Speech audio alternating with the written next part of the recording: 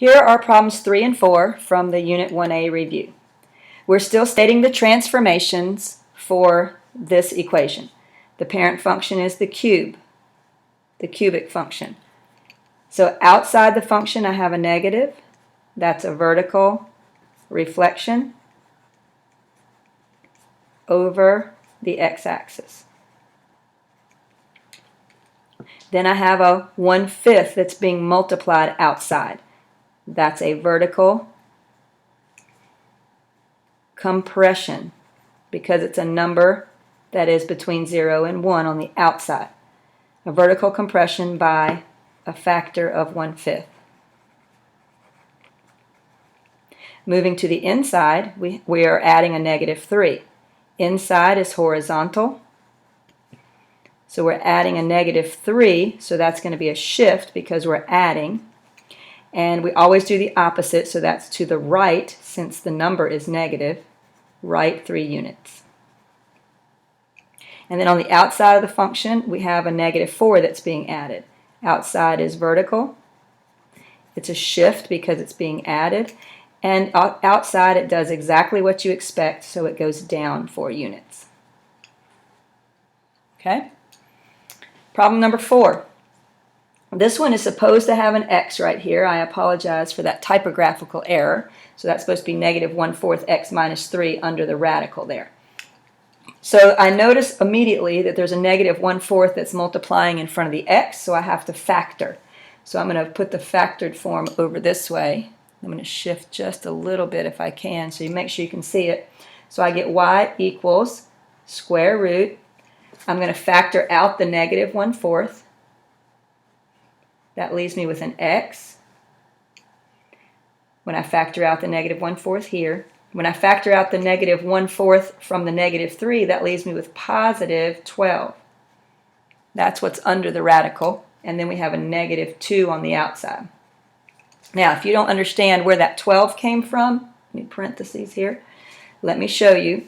We are dividing the -1/4 by the -1/4 to get the x, and we're dividing the -3 by the -1/4 to get the 12. So you can type this in your calculator just like this. Be sure you put parentheses around that -1/4 in the denominator. But when you actually do this division, you keep the numerator, change the division to multiplication, and take the reciprocal of the -1/4, which is -4 over 1. And when you multiply -3 times -4, it gives you positive 12. So that's where that comes from. Now we're going to use this to write our transformations. So this negative is inside the function because the function here is the square root. So that's going to be a horizontal reflection over the y-axis. The 1/4 is being multiplied, so that's a horizontal. Since it's between 0 and 1, that's a stretch because it's on the inside by a factor of the reciprocal. That's the factor of 4. Now the 12 is being added on the inside, so that's still horizontal.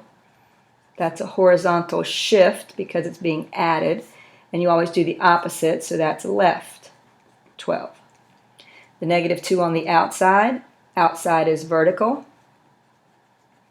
Since it's outside, you do exactly what it looks like. That's a -2 that's being added, so it's a vertical shift down 2.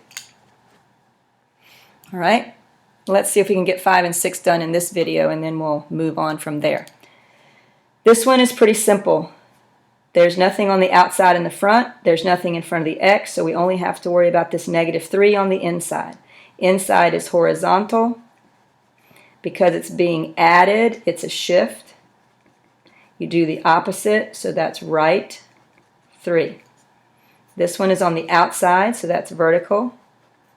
It's being added, so it's a shift. Outside, you do exactly what you think it looks like, so that's up 4.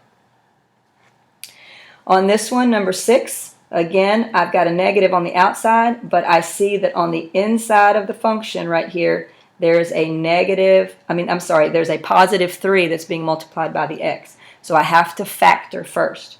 So this is going to go to, let's make sure I can get it in here, y equals negative on the outside, factor out the 3, parentheses, x. Now remember, when you're factoring, you're just dividing. So 3 divided by 3 is 1x. 4 divided by 3 is just 4/3. Okay, and that's all on the inside. Let me scooch over just a touch. All on the inside of the function, which is the quadratic. And then I have a minus 2. Okay, so we're going to use this. This negative is outside the function because here's the function right here. That's the square. So that is a vertical reflection over the x-axis. The 3 is on the inside of the function and it's multiplying. 3 is on the inside, so that's horizontal. It's multiplying, so it's either a stretch or compression. Since it's bigger than 1, it's a compression by a factor of the reciprocal, which is 1/3. 4/3 is on the inside and it's being added. Inside is horizontal. Adding is a shift. You do the opposite, so that's left. 4/3 units. Or you could put 1 and 1/3 unit. Negative 2 on the outside. Outside is vertical. Adding is a shift. We're adding a negative, so it does exactly what we expect, so it goes down 2 units.